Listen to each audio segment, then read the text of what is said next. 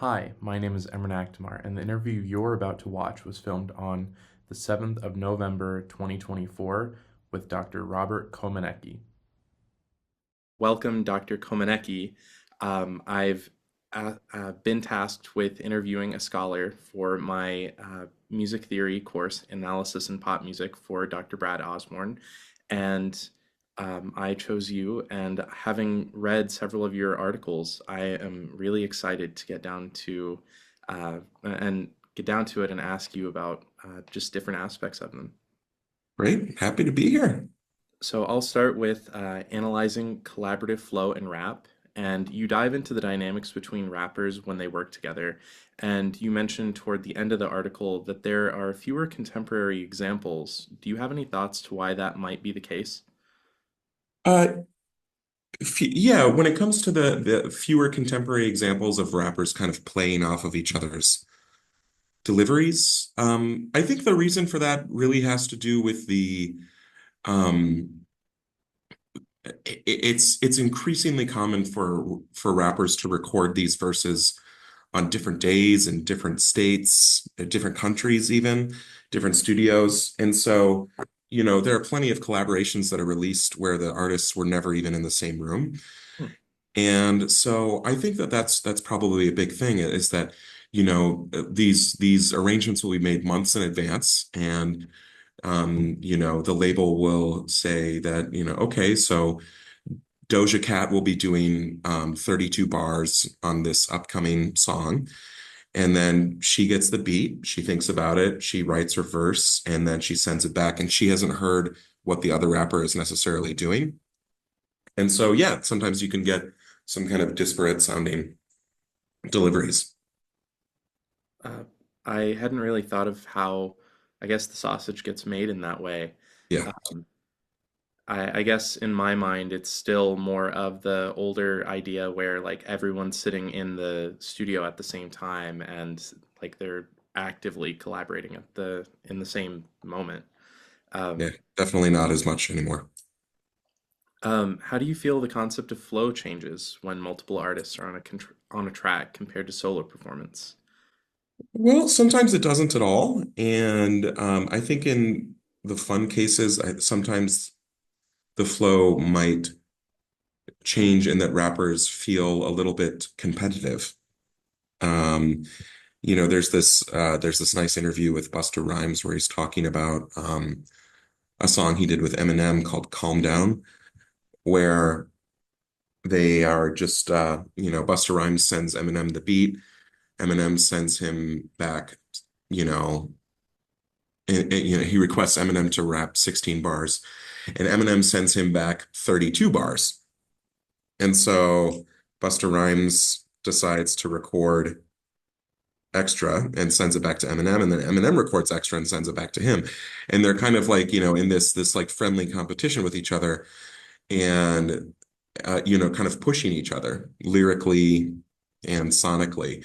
And so I think that in good scenarios, that's what can happen is that there can be some friendly competition. In your 2020 article, I believe it's 2020, Vocal Pitch and Rap Flow, Mhm. um, which was groundbreaking in its analysis of pitch use and rap. Could you tell me about what it was like coming up with the spectrum? Because I particularly, I got to present that article to my class, and it was really neat to see just all the bounds, I suppose. Yeah, I when coming up with that spectrum of like sort of most purposefully pitched, least purposefully pitched, spoken to sung, um, I was really trying to base what I was doing off of my experience listening to this music. And I wanted to come up with something that could be used in a classroom in the way that you're describing. And so I wanted to stay away from things that were just like empirical reports of vocal pitch, if that makes sense, and the kind of like the Mitch Oriner style of like, what frequency was a rapper's voice at which point in the track, and instead kind of do things that could be more achieved by listening just with your own ears and not with any special equipment. And just a skilled musician could sit down and kind of talk about the different categories and analyze rap by ear. So that's what I was aiming for. I certainly think it was effective. I using your framework or in the spectrum, I was able to divide my classroom into groups and give each of them a particular rap song, and they were able to, using different colored pens and whatnot, highlight the different categories that they were experiencing. And um, I'm particularly happy with how that activity went, and it was so collaborative. And I don't think there was anyone who was not engaged actively in the classroom. And so I thank you, if nothing else, for that. But That's great to hear. it really was cool to read about and to be able to implement.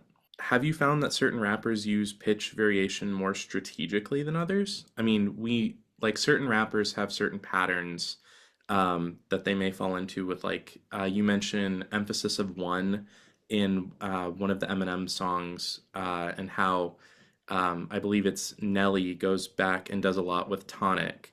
Yeah. Um, do you have any more examples of rappers? Maybe you didn't include them in the article, but that Mhm. you've noticed since then that are strategic in what they're doing with pitch variation.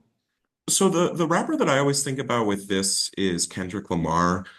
Um, and not because he's the only rapper that uses it in this way, but just because those are the examples that I tend to be most familiar with. And I'm wondering, there's a Kendrick Lamar verse in this song, that part.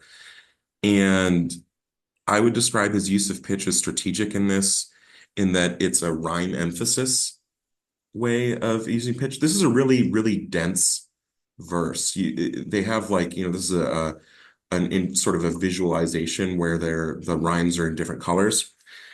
And so because there's so many rhymes, the rhymes are so densely packed, he's emphasizing certain rhyme streams by placing his vocal pitch in a different range. And it's not a super exaggerated thing or anything, but it kind of helps you keep the different rhyme streams separate from one another and helps you appreciate how densely rhymed the verse is. I'll play it for you.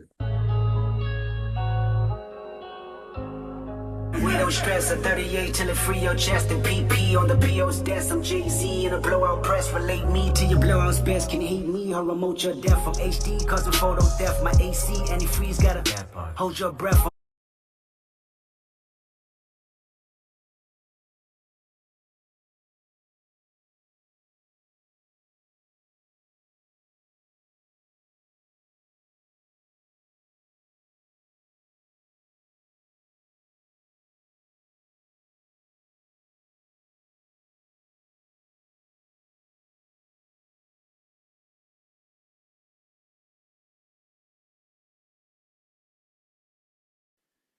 Hmm. It's so yeah, it's like this really dense rhyme scheme, right? But at this point where he's saying like my IV qualify T-Rex, he's not phrasing it like that. He's saying my IV qualify T-Rex, society kept my IQ vexed, deny me from an IV school, applying me to the, and it's kind of like it's allowing us to separate those rhymes. And so yeah, he's kind of the one that I always think of when I think of like strategic use of vocal pitch like that. Gotcha. That was a really, really cool example. Thank you for sharing. Yeah. Um, in the article, Rhythm Techniques in Deaf Hip Hop, Mhm. what were some of the unexpected ways that deaf artists approached rhythm that you hadn't really thought about going into it? Yeah, well, for me, the most interesting thing about that with ASL as a language is that it's a lot more of a kinetic language than spoken English. Spoken English, it's like this very percussive language. There's lots of these like percussive consonants, and those help us like start and end sounds at very specific points in time. Whereas ASL, like even like the hard, firm movements are still movements. It's not just like something appears out of nowhere, like it happens over time. And so I feel like the rhythmic approach with ASL rap is inherently different because the language is different. And it's just like a lot more fluid in that way. In that, when you're listening to sort of vocalized rap, it's a lot easier to say exactly when a syllable occurs. Than it is in ASL, where maybe a phoneme is occurring over the course of like a couple beats. And it's occurring and it's evolving because somebody is moving their hand from one position to another. So yeah, it's a lot more, the rhythm is a lot more fluid in ASL rap and a lot trickier to transcribe. Um, how did the studying of dip hop challenge or expand your own understanding of rhythm and flow in music? Yeah, it's kind of similar to what I was just ranting about, this idea, the challenge being that rhythm does not always have an easily identifiable beginning point or an easily identifiable end point. And that's so different from being a classically trained, music student. Mhm. You know, a quarter note is either occurring or it's not. And it goes until it stops. But there's like this kind of ebb and flow that I found very challenging with ASL music. Did you have the same challenges when looking at non-ASL, but also like dip hop music? Um, Because other than Sean Forbes and Wawa, you cite a third artist who I believe is Norwegian and uses yeah, yeah, yeah. ASL. Uh, so Signmark is, yeah, so he's still in that. I'm trying to think of Signmark, his rapping. I think he's Finnish actually, Ah, different sorry. Scandinavian country. But um with his rapping, yeah, so he uses a I think he's actually performing in American Sign Language. Okay. So I don't know. I'm not familiar enough with those examples to give you a good answer for that Okay. question. Sorry. That's okay. Flipping it, uh, what's like one technique or rhythmic approach used in dip hop that you think would have influenced, you know, rappers who are actually hearing? Yeah. For me, the biggest thing is the flexible approach to what rhyme is in hip hop.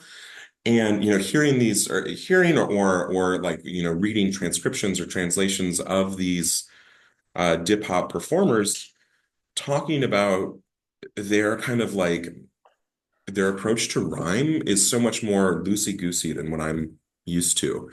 And for me, like when I think of rhyme, I think of vowel sound, like to and lu rhyme because they have the same oo vowel sound. But in ASL, they're talking about like, yeah, this rhymes because my palms are facing in the same direction in both signs. Or like this rhymes because like I'm moving my hand to the right. So there's like movement rhymes, there's palm orientation rhymes, there's facial expression rhymes because facial expressions are grammatical in ASL. And I think that would be a really fun thing. I wish that more rappers were aware of dip hop just because I think it'd be interesting, if you think about rhyme not as just the same vowel sound, but just as like some sort of correspondence between two words, then I think that could really change the way that rap works in some interesting ways. I hadn't really thought about it, but I don't guess there were too many examples of it in the article, but collaboration between dip hop and just normal like hip hop Mhm. rappers. Yeah. Um, I wonder if that's a trend that we could see as dip hop grows in popularity. Yeah, I don't know. I don't know of any examples like that, um but it'd be interesting to see for Yeah. sure. So across these articles, you've explored the intersections between rap, rhythm, and vocal technique. How do you see these ideas evolving in your future research? Or do you feel like you're moving in a different direction with research? I think I'm moving in a different direction. I don't really see myself focusing on rap specifically much from now on. Okay. I think I'm kind of, yeah, I mean, I'm still listening to rap primarily as like my leisure music, but there isn't much more that I want to say or research at this time in a hip hop. I'm kind of just I'm content having other scholars do that. And I'm kind of more interested in a few different other research areas. So yeah. Well, what you have written and co-written has been great additions. I feel, or I've enjoyed reading them at least. I'm really glad to hear that. Yeah, and it's maybe something that I could, circle back to after 10 years and kind of have a fresh perspective on it. But for now, it's kind of one of those things where I just have lots of thoughts bubbling in other areas, and it's just a lot easier to go down those pathways. Well, and you said that it's a leisure music for you. Does it change the way you listen to your favorite artists, or do you like still have this one or a few favorite unanalyzed songs that you just I can't look at it this way. I just want to enjoy it for what it is. That's an interesting question. Yeah, I think if I like a song, I end up analyzing it, whether it's on paper or not, just just by listening to it again and again. And so yeah, if I've enjoyed a song, I'll play it again and I continue to analyze it. And so the more I listen to it, the more I notice and the more I savor little like rhymed connections or little interesting vocal pitch techniques or interactions between the flow and the beat. Yeah, it's just that's the way that I enjoy music. It's not, yeah, and this type of analysis and leisure are not mutually exclusive for me. Worth seeing. Some people just want to Yeah, keep things a totally. bit more separate. So, Absolutely. um, switching gears a bit. So this is less about articles, but more about what you've done. Your ranking of the Disney songs has really blown up quite a bit online, and I think I know the answer to it. But what made you want to start ranking Disney music? My kids. I was just, like listening to all of this music all the time because I have a 3-year-old who loves these movies and she wants to listen to it in the car all the time. And so since I'm married to a music theorist, we're just like riding in the front seat and I'll be like, "Oh, did you hear that? That was actually a pretty cool rhyme scheme." Or like, did you catch that little counter melody? That was nice."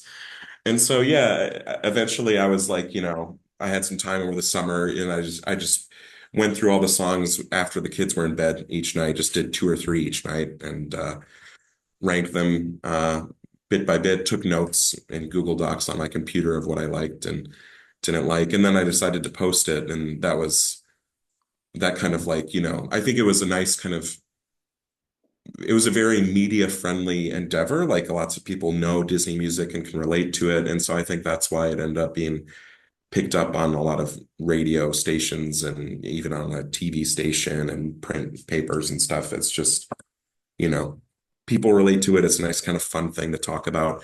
And there's also with music theory, there's kind of like this veneer of objectivity that I kept on having to like push back against, where people were like, now we're here to talk to this music professor who has created an objective list of the best, scientifically proven to be the best Disney songs. And I had to be like, no, no, no, no, no, no, no, like that's not a thing. So, people like to think about art that way, if they're not familiar with it. Gotcha.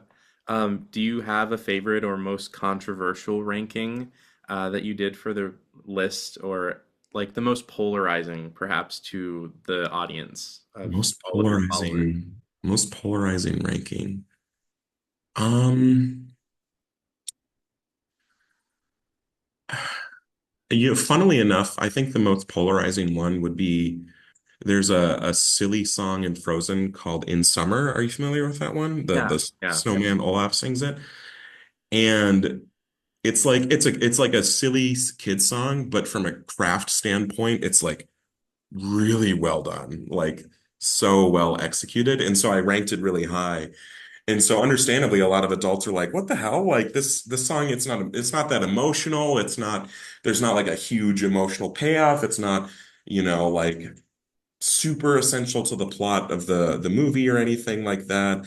There's not a cool visual set piece. The singing is kind of silly. Why is it ranked so high? But just the fact that it was so well written for what it was made me really appreciate its role in the kids movie that it exists in, which is why I ranked it so high.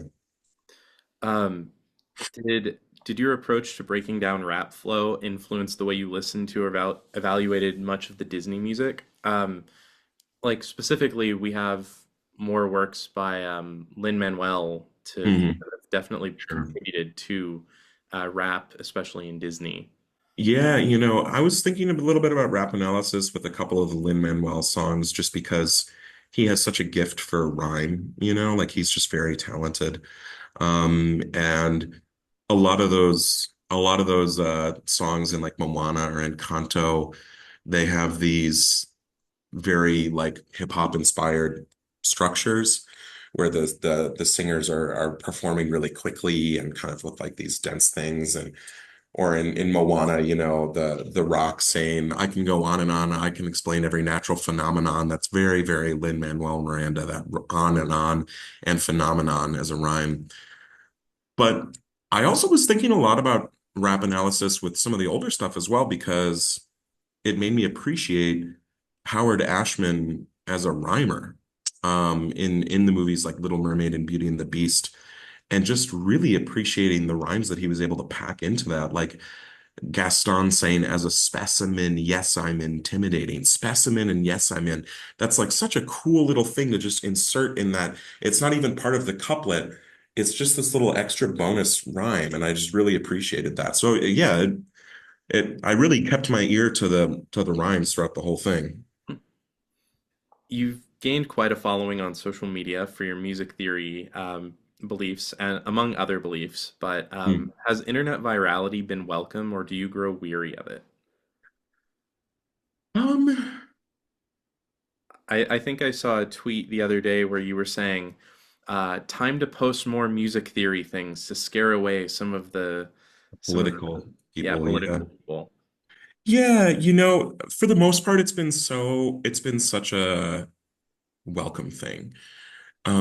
Just because it's really helped me like connect with people that are interested in music, and it's really facilitated some interesting opportunities. Annabelle and I were invited to go to a music conference in Oxford, England, and give keynotes there. And I don't think I would have been invited if it wasn't for my Twitter account. As silly as that is to say, that the reason why I was invited to give a talk at Oxford was Twitter, but I think that's the case. And uh, and like my experience on Twitter helped me give a good talk there. And I've like met really, really helpful and interesting people that I've collaborated with through that medium. I've had countless guests come into my class and lecture on their area of musical expertise that I've connected with via Twitter. And so it's been really, really welcome in that way. And the only times where it chafes me are really when, there's some sort of silly internet dust up, and then somebody will, for example, like, I think, I posted something political, because I'm left and liberal leaning politically, and a conservative person got angry and then emailed my boss here at UBC about me, and my boss at UBC didn't care because it was just this bizarre person from online making some faceless complaint. Um, but it gets frustrating to have to like occasionally have that when your real name is attached to your presence online, or to have people occasionally email my real email account at work and say mean things or things like that. Those are really the only times where it's kind of chafed me. But for the most part, it's really been so lovely, and I try to, as much as I can, I try to like not say anything online that I wouldn't be comfortable having shown to anybody else in my life, because that's the reality of having a large following, is that at any point, anything I said could be printed out and shown to my boss or, anybody else that could have some sort of impact on my life. And so I keep that in mind. And it's something to, I don't know, it's a type of power to have a large following like that. And I think it's a type of power to be wielded responsibly, and to not, for example, I mean, I can't count how many times, there's been somebody that's really kind of come at me in some sort of pushy, aggressive way.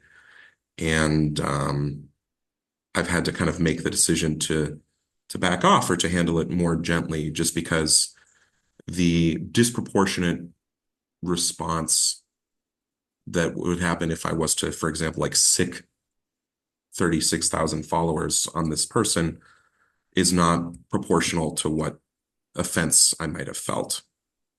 I also had I was grouching about uh, Stephen Limbaugh's music. Do you know who Stephen Limbaugh is?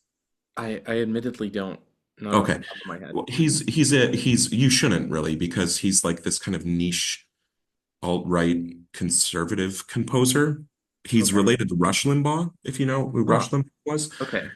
And so I was like, he made this setting of, so the reason I knew about him is that he was saying that, classical music studies are like getting too woke, and like anybody who studies atonal music is, like misguided and silly and everything like that. And that no music composers working today are actually making good music. And I was like, who the hell is this guy? And I look up his music, and he had like this setting of the Pledge of Allegiance as one of his main compositions. And I was like, this is hokey and terrible, and you suck. Stop being mean.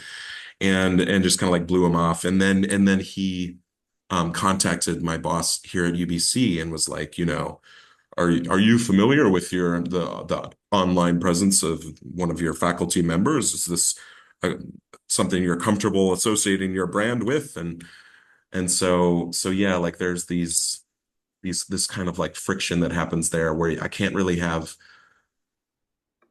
a normal human disagreement with somebody, or like, without contextualizing it in that online environment, and making sure that that's something that I'm willing to accept if it is to come back. It's something that I think about a lot.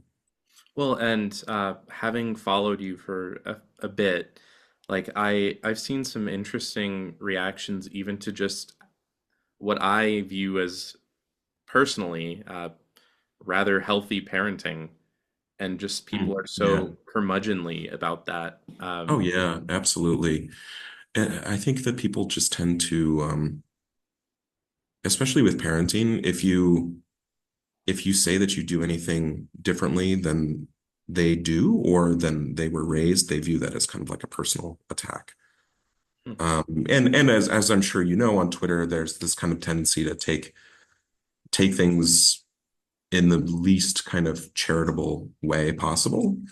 It's this platform that really incentivizes finding a post that you disagree with and teeing off on the person, in order to garner reactions from your own followers. And so I think that that's kind of just a bit of the way that the discourse works on that platform. Well, circling back to the movies, Mhm. if you could do a deep analysis on any movie soundtrack, it doesn't just have to be Disney, but which would it be and why? Any movie or any like Well, animated movie? let's go with animated. But if you have an answer for non-animated, that'd be Mhm. interesting too. Well, yeah, if I would do non-animated, it would be It Follows, which is this horror movie that came out and it has like an all electronic soundtrack. I'd love to dig into that. Um, and animated, I'd be interested in doing Beauty and the Beast, I think, just because it's a nice scenario where the songs and the score are composed by the same person, which is happening less and less in the current Disney musicals. And I think that that'd be kind of nice to view that whole thing as a single project, and kind of track the scoring that goes on, as well as the songs and the motifs that happen in the songs. That's really neat answers. I particularly, I consider myself, I was born in 98, but I feel like I'm more in the millennial camp than the Gen Z. Mhm. Yeah, Um, but that's definitely a movie I come back to, and like the songs are in my playlist. So yeah, I'm yeah. very familiar with a lot of them. Um, They're really well done. yeah, yeah. Um, well, and it was like the Disney Renaissance. So Yeah. um, within the interview so far, I admittedly have not asked you much about your article post-tonal solmization or for post-tonal aural skills, Mhm. and like the implementing of ordered pitch class intervals. With much of your research being linked to rap, especially flow, do you feel that your interest in aural skills and singing is generally overlooked? I believe you do enjoy singing in choirs, and Yeah, you do have yeah. training in voice. I mean, it's a smaller part of my research profile, which is fine with me. It's that's by design. I'm choosing not to write more on that, and that's fine. It's an area of our field that I really enjoy. Like I love teaching oral skills. Any excuse to kind of work on that, and I of course love to sing with groups of people and work through challenging sight singing things. But yeah, just kind of by design, it's not something that I'm super interested in spending a lot of time publishing on. And so I'm totally fine with that just being a one-off sort of little fun activity that I did in grad school, and I thought it was really fun. I personally, not being a fan of fixed dough, as Hmm. most North American people aren't, Yeah, right. um, but I use solfege so frequently in my own, like I'm a trombonist. Our Yeah, of pedagogy is just intrinsically linked to the voice and course. using that as a means of improvement. And I there's not a lesson where I'm not using solfege in some way, and I just Sure. can't get my students to grasp like, yeah, it really does help if you just let it. Because Hmm. how often is the relationship do so or so do or fa fi? Oh, wait, I can really feel where those intervals lie. I Right. can't say I've done much with post-tonal oral skills, but at least where it comes in being tonal, I use it so frequently. Um, and yeah, I also have extensive singing. I think I read somewhere that you are a low bass, and I am also like on a good day, I'll hit maybe a B flat, but for the most part, I'm at a C. And there's not like a choir director alive that doesn't want me, even though my focus is instrumental. Absolutely. Um, so it was neat to see, like as you said, something that's like a one-off, but Yeah. still sort of relevant.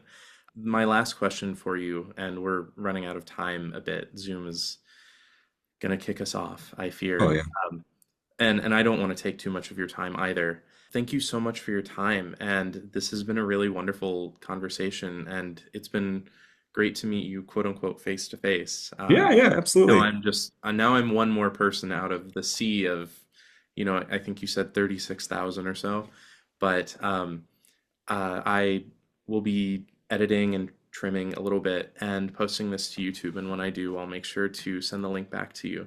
But thank you Oh, so much sweet. for your time. Great. Thanks so And much. yeah, have a nice day. Yeah, you too. Have a good Bye. one.